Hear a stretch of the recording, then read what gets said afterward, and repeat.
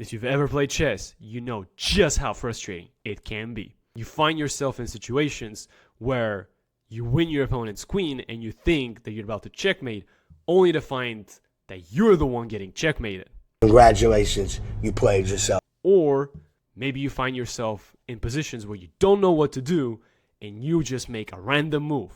You learn new openings, you memorize the starting moves, you play online games, and despite all of that, you don't seem to be improving and it leads you to despair.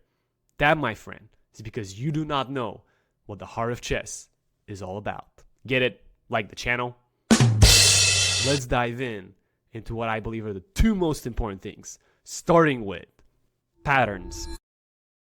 I think everyone knows what a pattern is, but if you don't, here's what the AI overview has to say. A pattern is a predictable repeating arrangement of elements like shapes, colors, or ideas.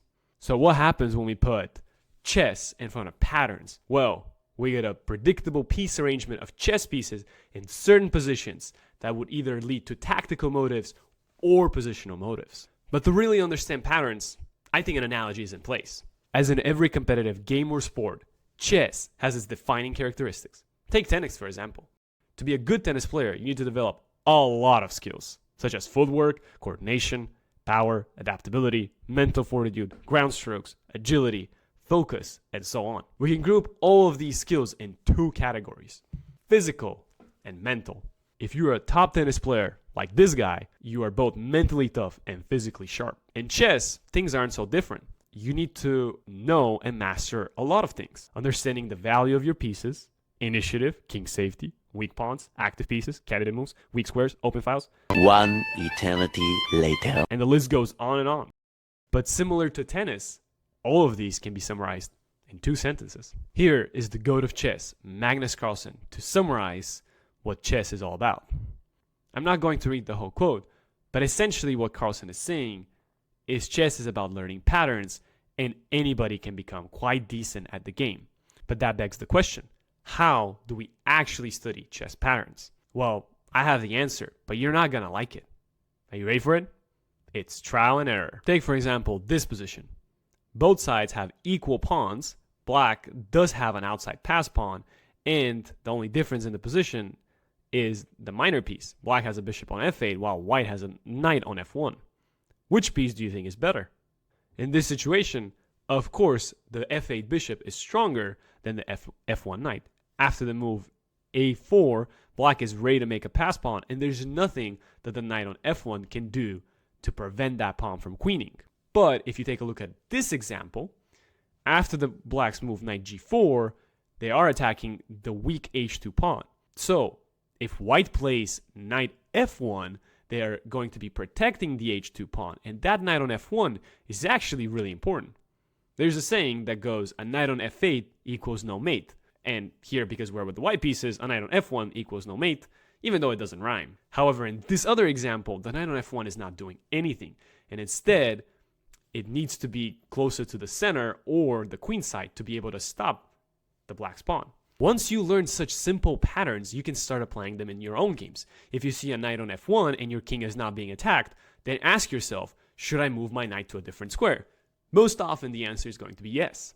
But if you are being attacked, would you really want to move such a knight on f1? The answer is probably no. Going back to Carlsen's quote, he does omit a very important part of becoming a better chess player. Really? Similar to tennis players, who needs both mental and physical aspects to be good at the game, chess players need both patterns and calculation. Calculation is what we in the chess world refer to as foreseeing the next couple of moves. Of course, if you cannot foresee into the future, then chess will be extremely hard to comprehend. It's like going into war, but not knowing where your opponent's army is going to come from. By this point, you might be wondering, do I have to calculate every single move? Not really. That's where patterns come into place. They help you narrow down the options. Take a look at this position from 2 of my students. Here, one of my students played pawn to f4. And the idea is very simple. My student wants to trade on e5 and open up his rook so that he's able to attack the f6 knight. Since If I change the position a little bit and I remove the f2 pawn, there's no pawn on f2, then the move will be very obvious. It would be to sacrifice the rook! That's right. And then afterwards, we're gonna checkmate on h7. Sorry about that. Something came out of me. I think I was possessed, guys.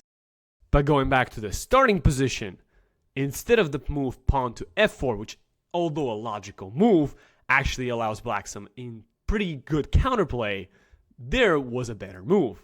If you wish to find it, you can pause the video. The move is knight takes h7. A very simple move if you were paying attention to the x-rays, to the pins. The queen on e7 is not protected, and our queen on h4 in the starting position is x-raying it. Therefore, after we take knight takes h7, if the opponent takes knight takes h7, then we simply capture the queen. Now, if the opponent doesn't capture our knight, we are threatening knight takes f8, but also we are threatening bishop to g5, pinning the queen, and then following it up with knight takes f6. So for example, if the opponent moves rook e8, we play bishop g5. We are pinning the queen, and therefore, if knight takes h7, we'll still capture it. And if the opponent plays a random move like knight takes c2, then we're going to play knight takes f6 check. And then after g takes f6, we're going to play bishop takes f6 with a deadly double attack. Queen and checkmate threaten. If you want to study this position more, you can check out my free elite chess study. Link is in the description. That is one easy way to improve your pattern recognition and make sure you spot moves like knight takes h7. Now back to the video. If we get a similar position with a similar motive to attack the knight on f6 so that we're able to attack the h7 pawn, then we need to consider where all the pieces are placed. If we start in this position with sacrificing the rook, then we simply missed that our opponent could take g takes f6 and cover the pawn on h7, and in this case, we would have sacrificed the rook for nothing. Hopefully by now, you know that you need two things to get better at chess: learning patterns and improving your calculations. But how do you actually do that? Well, there are two paths you could take. One of the paths is chosen by most people in the world. They keep playing blitz or bullet games, one after the other. They don't study their mistakes, they don't review their games, they don't study patterns, and they just keep on playing.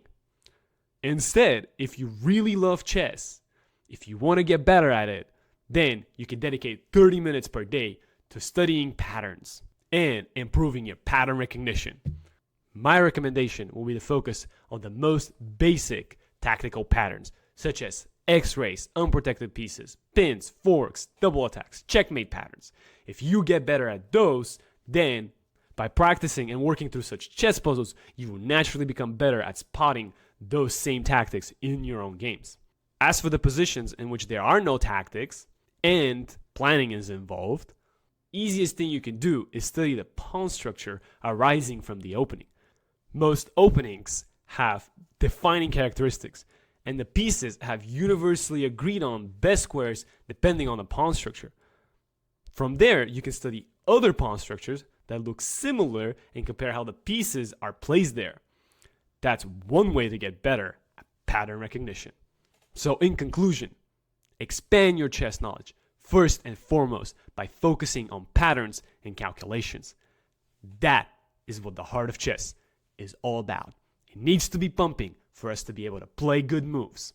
If it's not, you would feel like a lost sheep on a 64 square board. If you've made it this far into the video, I appreciate you so much. Thank you. Hope you liked the video. And if you did, please leave a like, comment, subscribe as well. I know it's the cliche, but it really helps me out. I'll see you in the next one. Ciao.